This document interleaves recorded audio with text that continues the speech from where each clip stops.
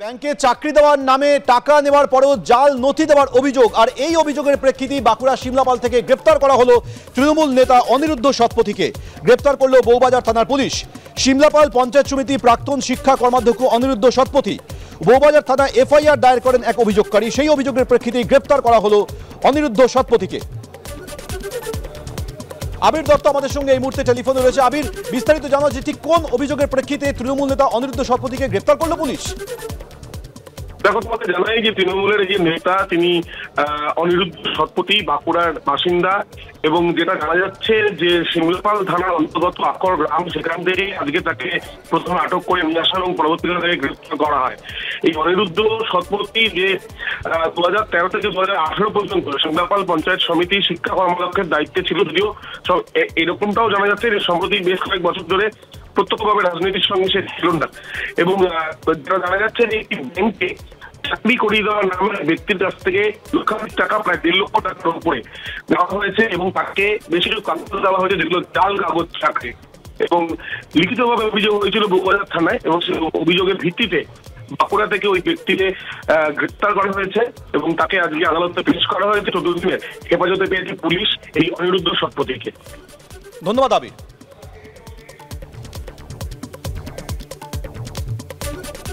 আশা আশঙ্কার দোলাচলের মধ্যেই রাজ্যে হয়ে গেল টেট পরীক্ষা। রাজ্যের 773টি কেন্দ্রে হলো টেট পরীক্ষা।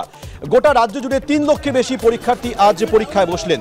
কলকাতায় পরীক্ষা দিলেন 2000-এর বেশি চাকরি প্রার্থী।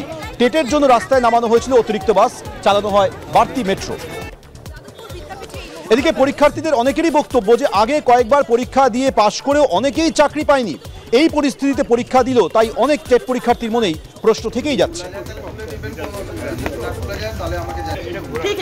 যা অবস্থা এখন, সিচুয়েশন তো এরকম হয়েছে যে নিয়োগ হচ্ছে না, তো 2022-এ বসে রয়েছে। তার আগে 2019 সালে যারা পরীক্ষা দিচ্ছে তারা বসে আছে, তাদের এখনো ইন্টারভিউ প্রসেস হয়ে এখনো কিছু হয়নি। 2022-এ তো ইন্টারভিউ প্রসেসও স্টার্ট হয়নি, তা কবে কি হবে এখন বলা যাচ্ছে না। কি করা যাবে? ফার্স্ট টাইম পরীক্ষা দিলেন? না 2022-এ পরীক্ষা দিয়েছিলাম। তাতে কি চাকরি হয়নি আপনার? না, এখনো ইন্টারভিউই হয়নি। আবার দেইছে কেন? একবার টেট পাস করলে তো এটা লাইফ টাইম ভ্যালিডিটি থাকে, তারপরেও আবার দিচ্ছেন কেন? স্কোর বাড়ানোর জন্য। আশাবাদী চাকরি পাওয়ার ব্যাপারে?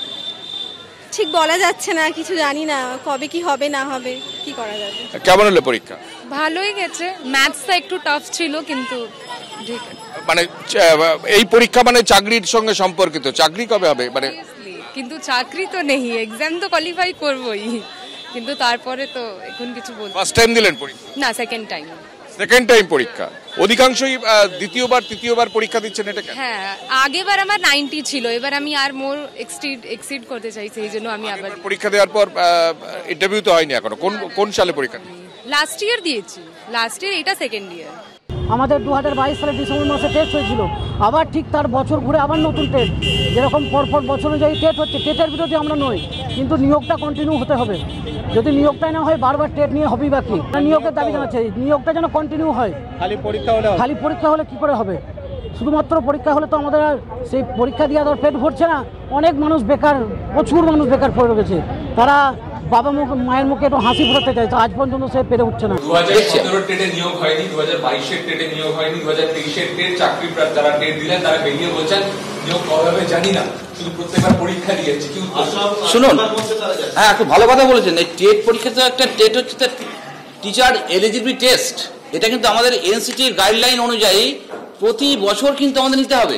প্রতি বছর আমাদের ডিসেম্বরের মধ্যে একটা দিনে পরীক্ষা কিন্তু নিতেই হবে।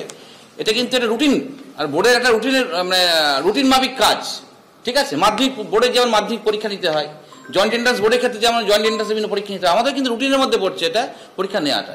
যার ফলে এবার নেওয়ার পর ধরুন টেট পরীক্ষা যেমন হচ্ছে, প্রতি বছর জানেন যে আপনার কলেজ সার্ভিস কমিশনের জন্য সেট পরীক্ষা বা নেট পরীক্ষা দুটো করে হয়, আপনারা জানেন।